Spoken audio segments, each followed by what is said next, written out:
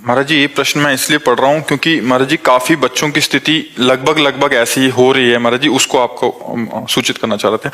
महाराज जी, अभी मैं 18 साल की पूरी हुई महाराज जी, मैंने शराब एवं सिगरेट का भरपूर सेवन किया है। नशे की दवाई अपनी दादी को पिलाई ताकि एक पुरुष को अपने घर बुला सकूं। मैंने अपनी दादी के कान के जेवर गिरवी रखकर कई पुरुषों का संग और सारे दूरदर्शन किए।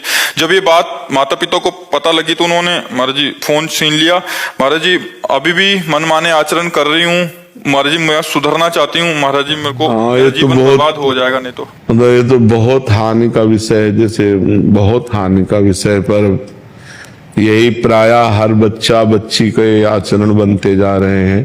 ये जो गर्लफ्रेंड बॉयफ्रेंड एक नशा चला, इसी से सब हमारे बच्चे कॉलेज में प्रायः ऐसी स्थिति सब मतलब बहुत कठिन है, बहुतों का प्रश्न है और सबकी लगभग हम देख रहे हैं। इसमें हम इसलिए असमर्थ हैं कि अगर आप सुधरना ना चाहो तो आपको कोई सुधार नहीं सकता।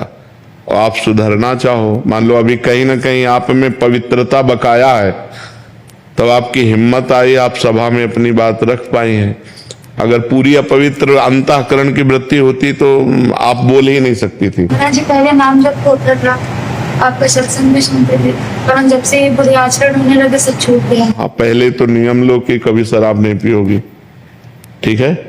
दूसरी बात, अब तक जो हुआ सो हुआ, अब किसी पुरुष का संयोग नहीं करोगी। जब तक ब्याह ना कर लो तब तक पुरुष का संयोग, समझ रहे। हमारी पहली बात, शराब नहीं पियोगी, और अब पुरुष का संयोग नहीं करोगी जब तक ब्याह ना हो जाए किसी भी पुरुष का। बड़ी व्याकुलता चढ़े तो उपवास कर लो, 1-2 दिन भोजन नहीं पाओगी, बुद्धि ठीक हो जाएगी। ये उपवास काम पर विजय प्राप्त करने के लिए काफी सहयोग देता है। और नाम जप। और तीसरी बात, जो भी आपका जीवन बैक का रहा उसे मिट्टी डालो, अब आगे अच्छा जीवन व्यतीत करो। अभी नए बच्चे हो, सुधार कर लो अपना, ठीक है। महाराज, माता पिता पुरानी बातों को लेकर टॉन्ट करते हैं तो सह लो, उससे पाप नष्ट हो जाएंगे।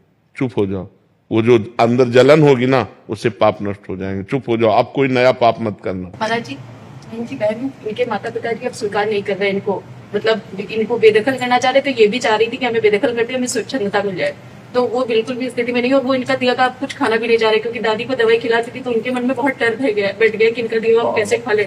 आचरण तो बहुत गलत हो गए हैं। देखो, वैसे हमारे जैसे भगवान का स्वभाव है कि घोर वैश्यागामी भी जब सुधरना चाहा, भगवान की शरण में आया तो भगवान ने संत बना दिया।